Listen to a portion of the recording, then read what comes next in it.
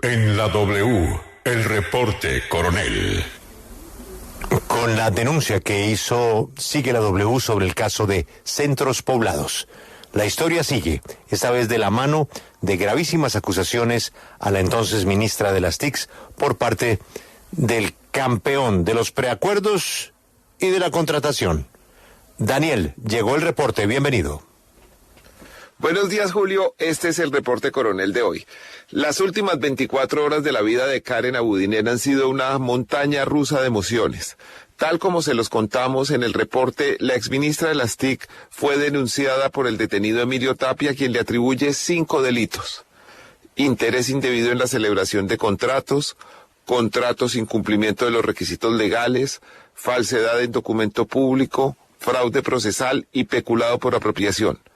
Minutos después de esta publicación, el juez, que adelanta uno de los 8 procesos abiertos por el asunto de Centros Poblados, le reconoció a la exministra su condición de víctima en el caso de la falsificación de la garantía bancaria que permitió la celebración del billonario contrato de Centros Poblados.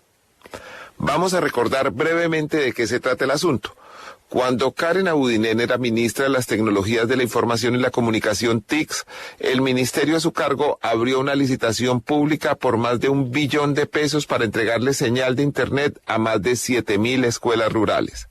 La periodista Paola Herrera, en W Radio, publicó una investigación periodística que advirtió tempranamente sobre posibles irregularidades en el proceso.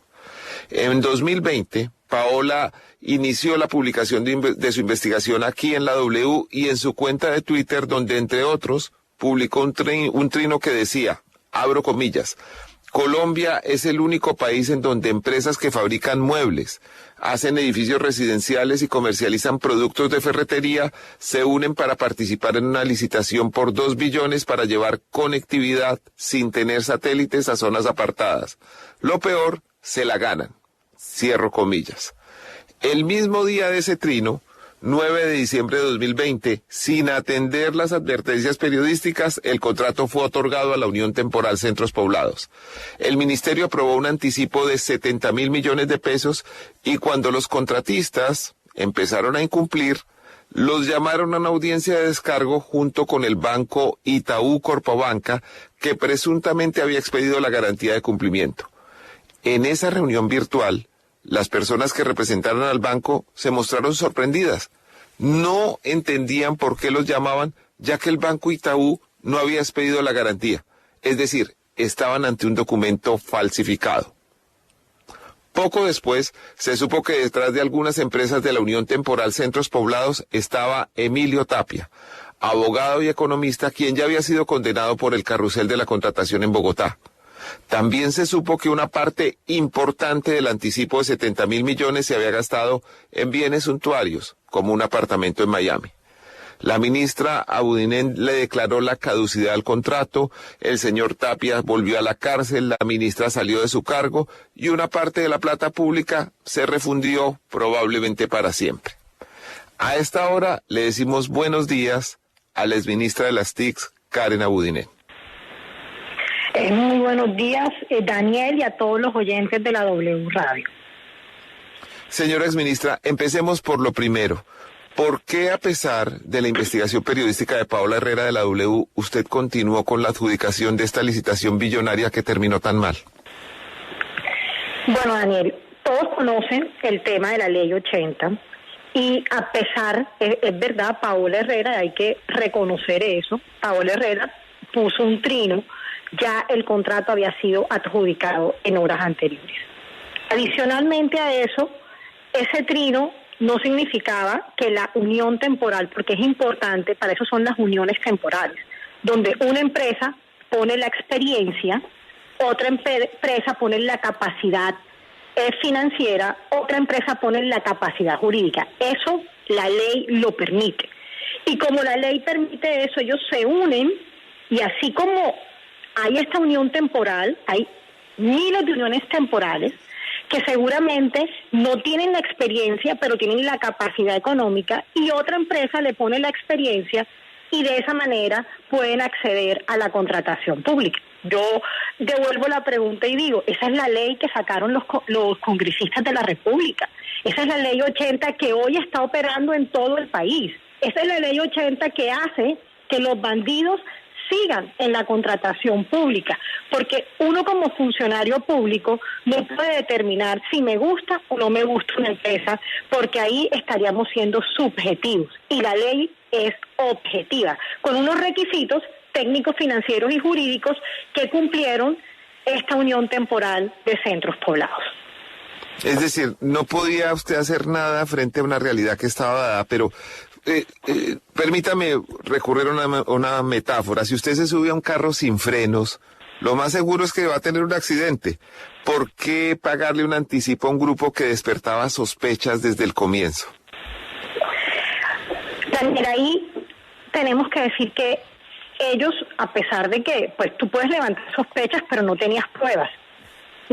Yo me puedo montar en un carro, pero si no tengo la prueba que el carro está sin freno, yo me monto pensando que el carro tiene bien los frenos, y resulta que cuando me monté no tenía bien los frenos, porque tenían en papel, y esto es muy importante también recalcarlo, Daniel, los corruptos en papel todo lo tienen. Entonces en papel todo estaba, o sea, si tú miras los papeles, todo estaban, que todos los papeles los estaban falsificando, que todos los papeles no eran verdaderos. Es un tema también de que hecha la ley, como quien dice, hecha la ley, buscan la manera los corruptos de cómo poderse, digamos, cómo poder ellos pasarse por encima de la ley. Pero le voy a decir algo, adicionalmente, el anticipo, a pesar de que ellos hicieron ese plan de inversión para poder aprobar ese anticipo, el anticipo iba a una fiducia. El anticipo fue a la fiducia en febrero del año siguiente. El anticipo no fue a la fiducia, Daniel, en diciembre 30, como lo han querido ver. El anticipo llegó a la fiducia en febrero, mediados de febrero, y ahí en la fiducia se hicieron unos respectivos comités para poder aprobar la utilización de esos recursos. Y cabe anotar que esos recursos nunca llegaron como tal a la Unión Temporal Centros Poblados, llegaron a los proveedores de la Unión Temporal Centros Poblados, que fue cuando nos dimos cuenta que esos proveedores de centros poblados, dónde estaban y a dónde giraron los recursos. Ese comité de esa fiducia, donde hacía parte también el ministerio, que era el supervisor del contrato, hicieron las respectivas aprobaciones para la respectivas utilización de los recursos. Señora ministra, pero lo cierto es que parte de esos recursos al menos fueron usados para la compra de bienes suntuarios, un apartamento en Miami, por ejemplo. Mire, Daniel, uno cuando hace un contrato, yo lo dije de hecho lo dije en la W, lo dije, uno tiene que hacerle la respectiva supervisión al contrato. Y tiene que estar encima con el interventor y el supervisor del contrato, verificando que efectivamente ese contrato se esté cumpliendo. Y efectivamente, en el momento que nosotros nos dimos cuenta que el contrato no se estaba cumpliendo y que abrimos el incumplimiento, hicimos todo lo que era pertinente para saber cómo se habían invertido los recursos según el plan de inversión. De hecho, ellos utilizaron recursos públicos para proyectos personales, y por eso es que ellos hoy también, dentro del proceso que llevan jurídicamente y la denuncia penal que se hizo en su momento, tienen el peculado por apropiación. Entonces, aquí se hizo lo que humanamente un servidor público tenía que hacer conforme a la ley. Y yo sí le quiero decir una cosa, a mí me pueden decir cualquier cosa, coronel, que soy gorda, que soy fea, que soy roja, amarilla, verde, pero nunca, cualquier cosa, pero nunca podrán decir que no soy honrada. Yo he actuado siempre con honradez, conforme a la ley, y siempre he estado dispuesta, porque algo que me ha caracterizado es que he estado dispuesta a ir a todas las entidades, entes de controles y a la justicia, a dar mis respectivas declaraciones y a poner la cara y el frente a esta situación. Señora exministra, por favor, cuéntenos cómo fue el día que se enteraron de que la garantía bancaria era falsa. Daniel, mire, ese día nosotros teníamos un proceso de incumplimiento y llegó el contratista, llegó el interventor, llegó el banco y el Ministerio de las Tecnologías. Estaban todos en la sala y empezaron a presentarse como normalmente se hacen las audiencias. Y en el momento de presentarse el garante dice, me acuerdo que era una señora, no me acuerdo en este momento el nombre, y dice que ellos no habían expedido esa garantía bancaria. Y en ese momento, inmediatamente, el equipo para la audiencia, suspende la audiencia y le solicitamos formalmente al banco que si nos podía mandar eso por escrito, que era muy importante que ellos nos certificaran por escrito que esa garantía bancaria no la habían expedido. Efectivamente, en la tarde, eso pasó a las 10 de la mañana, en la tarde, tipo 4 de la tarde, nos mandaron el certificado e inmediatamente interpusimos la denuncia ante la Fiscalía General de la Nación, ya con un hecho concreto, porque no teníamos el hecho para denunciar penalmente al operador, al contratista. El hecho fue esa garantía que era falsa, pero ahí se hace la respectiva denuncia e inmediatamente se entregan todos los soportes a la Fiscalía y empieza a hacerse toda la Fiscalía General con copia a la Contraloría y a la Procuraduría las investigaciones pertinentes frente al tema de la garantía falsa de ese. Pero esto todo se hubiera podido también evitar, Daniel, si ellos cuando entregan la garantía, porque ellos cuando nos entregaron la garantía inclusive habían unos correos de verificación y los correos de verificación, a pesar de que no se devolvían, porque efectivamente sí había un dominio, a pesar de eso, esos correos no eran de funcionarios del Banco Itaú. Entonces, toda esta situación acarrió que ese contrato se tuviera que caducar. Inmediatamente llamamos a la caducidad. Y quiero aprovechar y explicar qué es caducar. Caducar es que... Perdóneme un segundo, señora exministra, quisiera parar un momento en el aspecto claro de la póliza, porque en la denuncia del señor Tapia contra usted, él asegura que ni usted ni CES Colombia, una compañía especializada en gestión de riesgos que contrató el ministerio a su cargo, verificaron debidamente la legalidad de la garantía bancaria, la misma de la que estamos hablando, que resultó falsa. Hay un acta firmada en la que se aprueba la garantía que resultó fraudulenta. Le quiero preguntar, ¿usted fue negligente en esa verificación, señora ministra? Yo le devuelvo la pregunta, Daniel, al sujeto condenado Tapia. Si ellos tenían conciencia que estaban entregando una garantía falsa, ¿por qué nosotros, como ministerio, nos íbamos a dar cuenta que esa garantía era falsa cuando pasó por todos los filtros e inclusive por una empresa, como lo acaba de decir CES Colombia, con más de 12 años de experiencia en estos temas? Y no solamente 12 años de experiencia en estos temas, sino en todos los temas de riesgo, y cumplían con todos los requisitos y nos dieron el aval para poder hacer la respectiva aprobación. Luego de la verificación interna también del ministerio, Daniel, también ahí se hizo la respectiva verificación. E inclusive le quiero contar algo, un temita que de pronto no se ha dicho.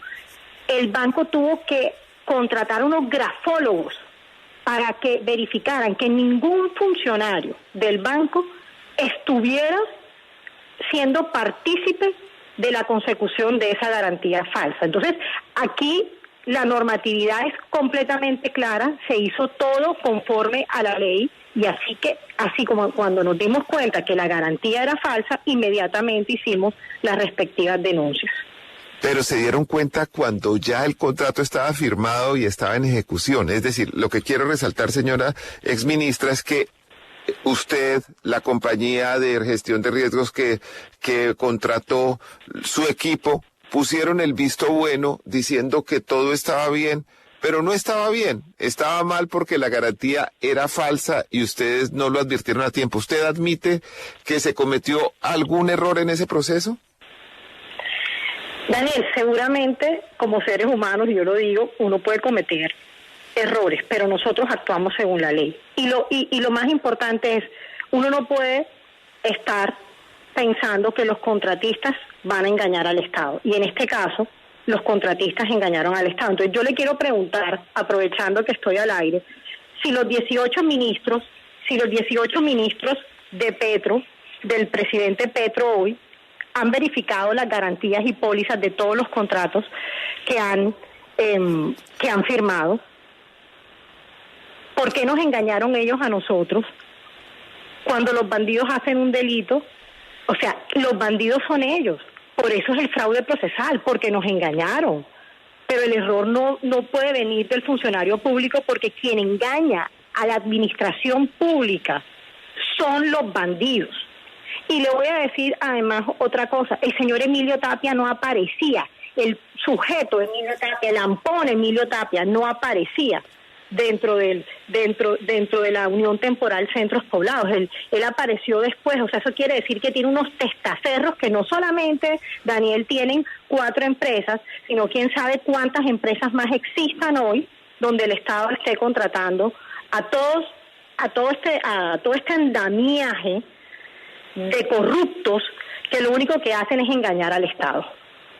Sí, señora, entiendo su punto de vista.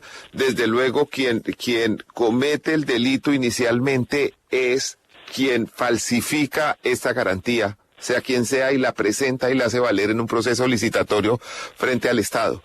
Pero usted, señora ministra, tiene a su cargo la gestión del dinero público, es decir, verificar que todo esté bien. Y aquí hubo una verificación que no correspondió con la realidad porque la póliza evidentemente era falsificada. Por eso le digo, ¿qué habría hecho falta hacer? Si hoy fuera ayer, si usted pudiera devolverse en el tiempo, ¿qué haría para no incurrir en el error que evidentemente incurrió porque esto no fue un acierto? Bueno, te voy a decir, Daniela, así hablándolo en blanco y negro, yo lo que haría es llamar, tan sencillo como lo que haría llamar al banco. Lo único que nos faltó fue llamar al banco. Pero si usted hace una pregunta, ¿cuántas personas llaman al banco para ver que una garantía bancaria es verdadera o es falsa? Vas a obtener una respuesta que eso no se hace. ¿Por qué? Porque los documentos se entienden que son verdaderos a menos que alguien denuncie que ese documento es falso. Entonces, si usted me pregunta, mire, ¿qué le hizo falta? Yo le digo, lo único que nos hizo falta fue hacer una llamada al banco. Pero realmente esa no es una responsabilidad del funcionario público porque yo no cometí ese error. Pero si usted me pregunta qué hizo falta, yo le digo, la llamadita. Si hubiera hecho la llamadita, de pronto todo esto lo hubiéramos podido evitar, pero no cometimos errores porque la ley es clara. ¿Y por qué? La llamada millonaria. La llamada millonaria, señora ministra. La llamada millonaria. Un juez le reconoció en las últimas horas su condición de víctima por ese tema de la garantía falsa. En su pronunciamiento el juez dice, abro comillas, los señores Emilio José Tapia Aldana, Juan José Laverde y Jorge Enrique López Benavides falsificaron el documento privado denominado garantía bancaria. ¿Existe evidencia sobre la participación de Emilio Tapia en la falsificación de esa garantía bancaria?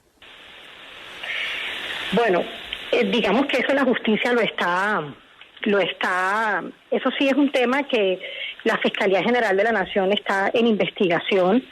Sin embargo, tengo entendido que en muchos testimonios y ya en preacuerdos, ellos aceptan que efectivamente la garantía era falsa y que tenían conciencia que esa garantía era falsa. Y fíjese que el juez me dio la condición de afectada porque quienes cometieron la conducta punible fueron ellos, quienes me acusaron a mí de ser corrupta, fui expuesta a la opinión pública, mis familiares también han tenido que sufrir. Y yo le digo una cosa, yo voy para adelante, porque tengo toda una vida por hacer, porque yo no puedo quedarme con los brazos cruzados, pero lo que sí no puede pasar en este país es que sigamos teniendo una ley con tantos huecos para que los corruptos sigan, de alguna manera, sigan contratando con el Estado para quedarse con los recursos públicos que son sagrados. Entonces yo no tengo ni idea, Daniel, por qué me denuncian y a qué delito se refiere, como digo yo, en esa denuncia del señor Emilio Tapia, el sujeto Emilio Tapia. No tengo ni idea, porque es un ampón. Lo que yo sí le puedo decir es que él sí tiene experiencia en esos delitos y ha sido condenado por esos delitos, mientras que yo ni he sido condenada ni tengo experiencia en esos delitos. Él sí. Entonces, aquí también tenemos que, yo me siento indignada, me siento que de verdad han atentado contra mi buen nombre, me siento que han atentado contra mi persona, que han atentado inclusive contra la capacidad y los años que yo le he entregado a este país, porque son más de 20 años de servicio público donde usted puede ver mi pasado y nunca he tenido una tacha para que venga un ampón de estos a enredar, y esta denuncia también es por algo, eso sí se lo quiero decir, esta denuncia no es gratis, algo se está tramando el señor Tapia alrededor de todo este tema, porque no es normal que el señor Tapia me denuncie por los delitos que él ha cometido. Señora exministra, ¿usted conocía al señor Tapia antes de este episodio? Nunca lo he conocido, ni lo quiero conocer, ni tengo ni idea quién es, nunca en mi vida lo he visto, jamás en mi vida. Ni se ha sentado con él en un restaurante ni en ningún sitio público. En ningún sitio público, eso fue un mito que también generaron a la opinión pública y que además he pedido respeto frente al tema, porque jamás en la vida me he sentado con un ampón como es el señor Emilio Tapia. ¿Usted sabe si algún familiar suyo ha tenido contacto con el señor Emilio Tapia durante este proceso? ¿Si le ha hecho llegar razones de su parte a él o al señor Juan Carlos Cáceres? Que yo sepa, ningún familiar mío le ha hecho llegar ningún tipo de razones ni al señor Cáceres ni al señor Emilio Tapia. Ok, señora, una veeduría pública pidió que la procuradora Margarita Cabello se apartara del proceso disciplinario en su contra porque supuestamente tiene amistad con usted y que ustedes se han reunido varias veces después de iniciar el proceso, incluso en el apartamento de la señora procuradora.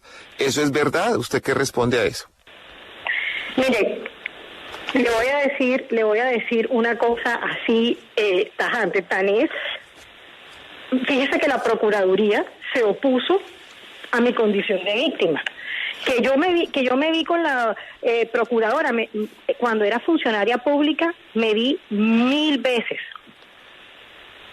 Desde luego, pero la pregunta específica, doctora Karen Abudinen, es si usted se vio cuando ya se había iniciado el proceso disciplinario contra usted. Es decir, cuando nunca se vio, nunca visitó el apartamento de la procuradora cuando ya se había iniciado el proceso. Cuando había iniciado el proceso disciplinario, jamás visité a la procuradora.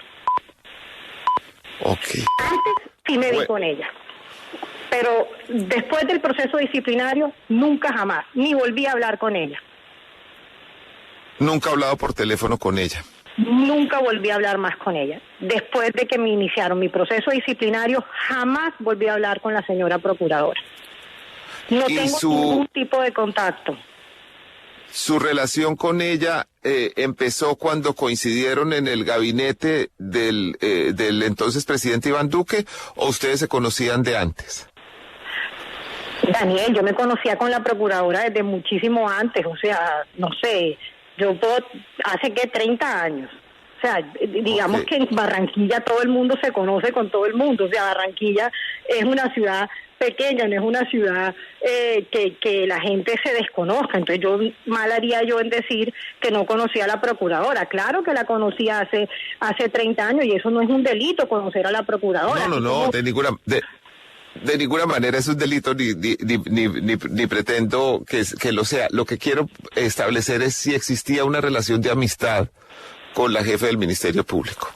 con la hoy jefe del Ministerio Público. Lo que pasa, Daniel, es que la jefe del Ministerio Público es una señora, yo soy una pelada. O sea, no quiero que lo tomen a mal, pero una amistad no, porque pues yo no puedo ser, pues ella me conoce, sabe quién soy, yo puedo decir que tengo una amistad con la hija de ella hace muchos años, igual no me veo, pero yo con la procuradora no tengo ningún tipo de amistad cercana, permanente, al lado de ella, no. Que la conozco, sí, que he ido a su casa, sí, que hemos ido a comida juntas, sí. Claro, si somos de Barranquilla, ¿cómo no lo vamos a hacer? Ok, la amistad ha sido más con la hija de la procuradora que con la procuradora misma. Exactamente, y de hecho con la hija no hablo hace muchísimos años porque vive en Estados Unidos. Doctora Audinen, en la denuncia Tapia también dice que se inclinó usted por dictar la caducidad del contrato y que habría podido usar otra figura jurídica que habría permitido que dos empresas americanas se hicieran cargo sin que hubiera pérdidas para el patrimonio público. ¿Usted qué responde a ese señalamiento? Mire, frente al tema de la caducidad, simplemente hay un hecho que hay que aclarar, y es que la garantía era inexistente. Si tú tienes una garantía inexistente, eso quiere decir que el contrato es inejecutable. Y si tú no puedes ejecutar el contrato, la acción que había que impartir en este contrato era la caducidad. No teníamos otra opción. No había otra opción, Daniel. ¿Por qué? Porque si yo cedía el contrato, imagínese que usted me preguntó ahorita que ellos con el anticipo utilizaron recursos. Eso quiere decir para otras cosas. Eso quiere decir que si yo cedía el contrato, avalaba la utilización de recursos públicos en otros hechos diferentes al plan de inversión. Eso se llama utilización indebida de recursos públicos. Yo no podía en ningún momento hacer otra cosa sino que caducar el contrato. Y yo creo que también estamos llegando al final, tenemos unas conclusiones importantes. Una es la llamada millonaria. La señora exministra Karen Abudinen dice, lo único que nos faltó fue llamar al banco, quizás una llamada habría salvado al Ministerio Público, pero ella aclara que no está dentro de la responsabilidad legal de los funcionarios.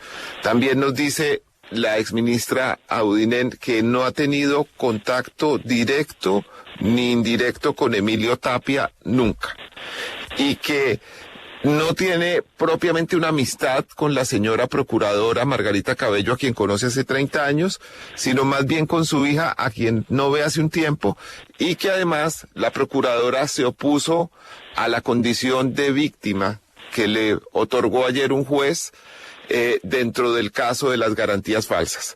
Ustedes han oído la versión de la exministra de las TIC sobre estos hechos.